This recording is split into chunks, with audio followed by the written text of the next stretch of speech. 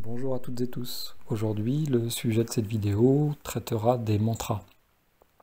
C'est en fait vers l'âge de la trentaine que j'ai découvert le bouddhisme, et en particulier le bouddhisme tibétain ou vajrayaniste. C'est d'ailleurs cette découverte qui m'avait poussé à faire mes voyages dans l'Himalaya et au Népal. Donc, une des pratiques les plus courantes de ce bouddhisme tibétain, c'est la récitation des mantras, et c'est donc de ça que je veux vous entretenir aujourd'hui. Et on va commencer par parler de ce que les bouddhistes nomment le mental de singe. Oui, oui, j'ai bien dit de singe, en effet. C'est comme ça que les bouddhistes vajrayanistes nomment les pensées omniprésentes qui harcèlent de façon incessante nos esprits. Je peux vous dire que mon souvenir reste absolument intact lors de la découverte d'une statue qui représentait mieux que tout ce mental de singe et qui se trouvait au temple d'or de Patan au Népal. Les larges chaînes enroulées autour de son cou ne pouvaient pas mieux manifester, selon moi, les pesantes charges que nous acceptons inconsciemment de traîner au quotidien. Ce dit singe tenait de plus entre ses mains son propre cerveau et j'y voyais un symbole à l'abandon inconsidéré de notre propre esprit, à ses pensées omniprésentes. Je crois en fait que, dès la fin de l'enfance, la moulinette du mental, ou du petit ego en fait, finit aussi progressivement qu'insidieusement de s'installer en nous, et cela si profondément que nous n'y voyons absolument plus rien. À partir de là, nous demeurons englués dans nos activités incessantes d'adolescents ou d'adultes, et nous ne trouvons pas mieux en plus que de combler les quelques espaces de liberté que nous nous offrons à ce que nous appelons entre guillemets du divertissement. Tout précisément le divertissement à l'éloignement de ce que nous sommes en réalité. C'est lors de mes périples en solitaire dans le haut Himalaya, hymne à la reconnexion à soi en fait, que je croisais chaque jour des personnes qui psalmodiaient le fameux mantra Om Mani Padme Hum. Elles tenaient fermement leur mala enroulé autour du poignet et égrenaient chaque perle à la récitation de ces compatissantes paroles. À cette époque-là, j'y avais décelé quelque chose de l'ordre du fanatisme, voire de l'aveuglement même.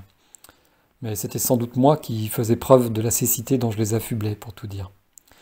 Il m'a fallu d'ailleurs fort longtemps avant de capter le sens de cette dite pratique et d'en découvrir les puissantes vertus.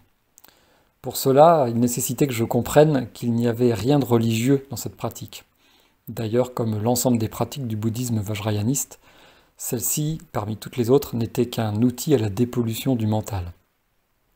Transpercer le voile de l'apparence, de ce que nous avons tout le temps sous les yeux, de la matérialité, il fallait pour cela que je comprenne les puissants mécanismes au nettoyage intérieur que représentait cette pratique. À l'aulne des mantras ou autres prières se jouait en fait un exercice tellement plus subtil que je ne l'aurais jamais imaginé. J'avais fini par assurément identifier ce ronron intérieur et permanent du mental ego en moi et de son monologue intérieur. Parce que je crois qu'en fait, nous sommes presque tous habitués à cette petite chanson encombrante du mental ego et que nous n'y faisons même plus attention.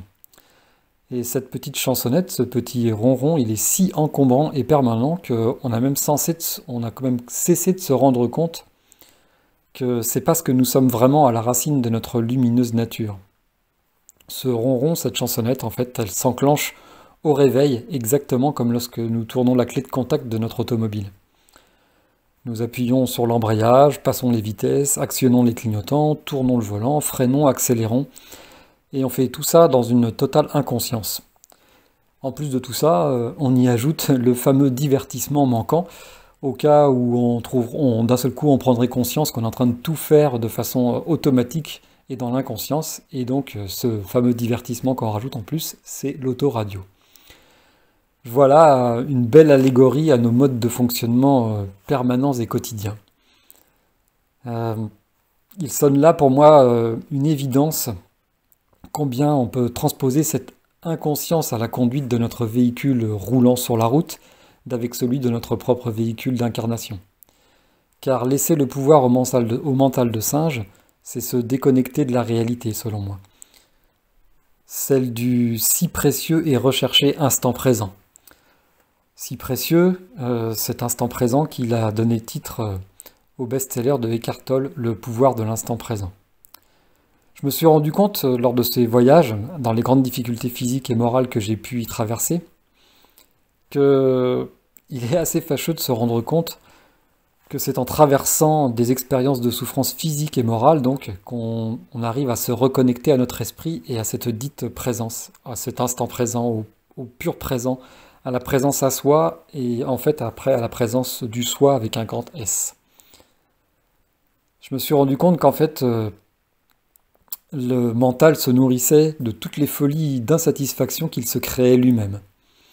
Et c'est au creux de mes interminables marches de très haute montagne que je découvrais vraiment la puissance de la souffrance physique. J'étais chargé de mes 15 kilos et surtout délesté en oxygène au fur et à mesure que je montais vers les 6000 mètres d'altitude que je m'étais fixé.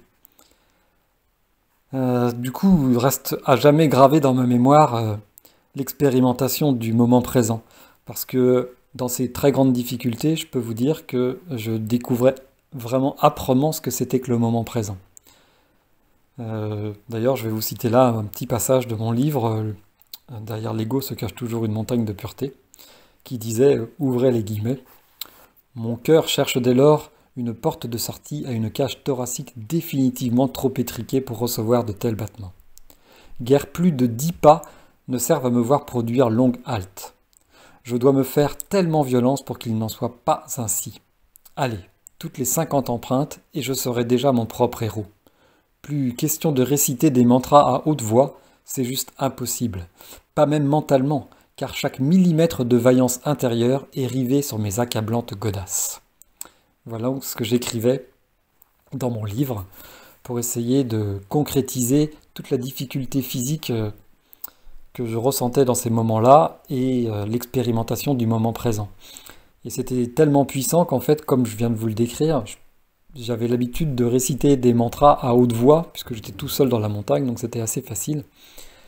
Et la difficulté physique était tellement intense que par moments, je ne pouvais plus du tout réciter. J'étais tellement haletant qu'il n'était plus question de réciter des mantras à haute voix. Et dans ces moments-là, en fait, je me les récitais mentalement à l'intérieur de moi pour être vraiment à ce que j'étais et au moment présent et ne pas laisser mon esprit en fait vagabonder et se laisser entre guillemets divertir par un tas de pensées qui souvent de plus étaient des pensées, des problématiques d'occidental que j'aurais aimé laisser derrière moi en étant à 8000 km de ma maison. Et il est arrivé que les souffrances physiques soient tellement importantes que même mentalement, je ne pouvais plus me réciter ces mantras. Et c'est dans ces instants-là que j'ai vraiment, mais alors vraiment découvert ce que c'était le fameux instant présent. Et quelques années après, j'avais donc découvert ce fameux livre de Eckhart Tolle, Le pouvoir de l'instant présent.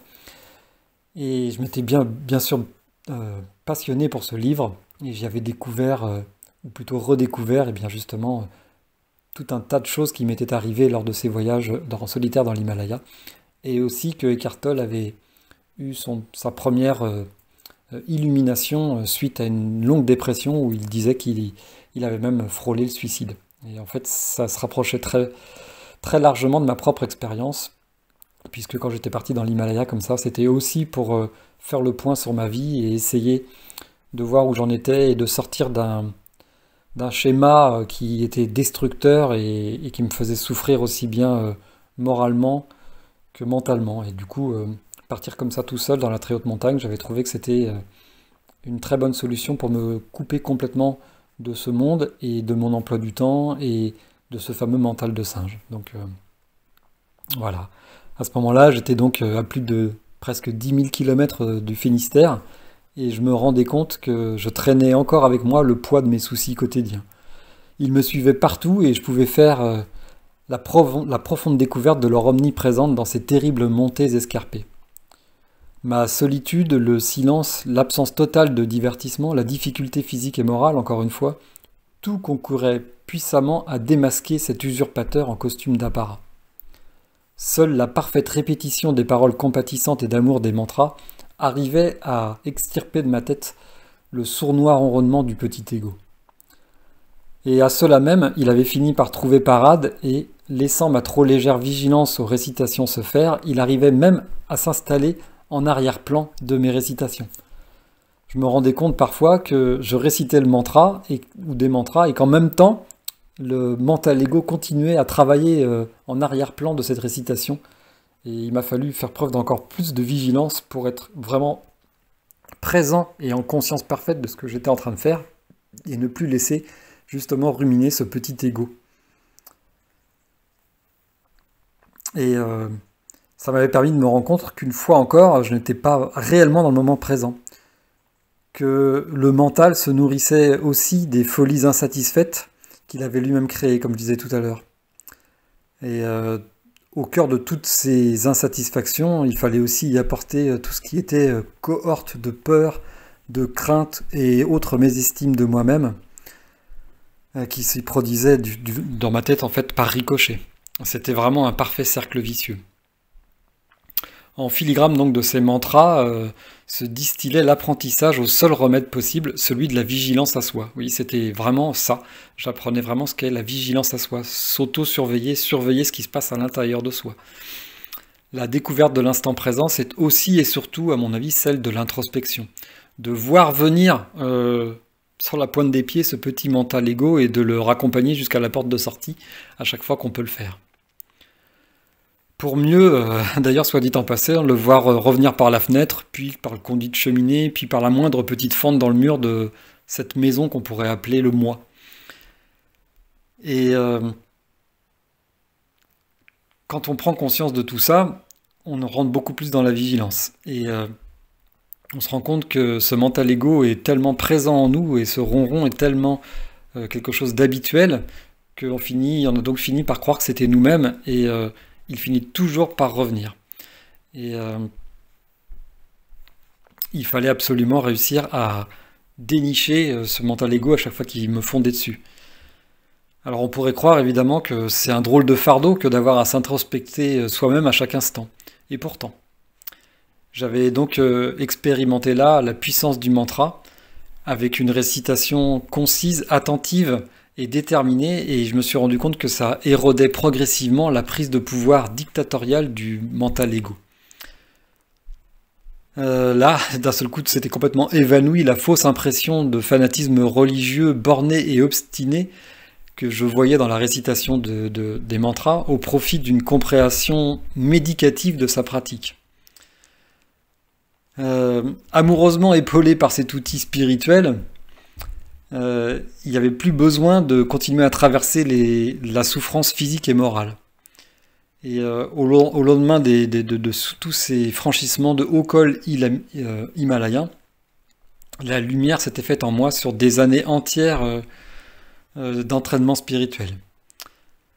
Et voilà, je me rappelle très bien d'une fois où j'avais vraiment franchi un col en particulier, qui est celui du Renjola, où je crois que c'est là qu'à chaque fois, parce que je l'ai franchi à plusieurs reprises, le plus souffert physiquement.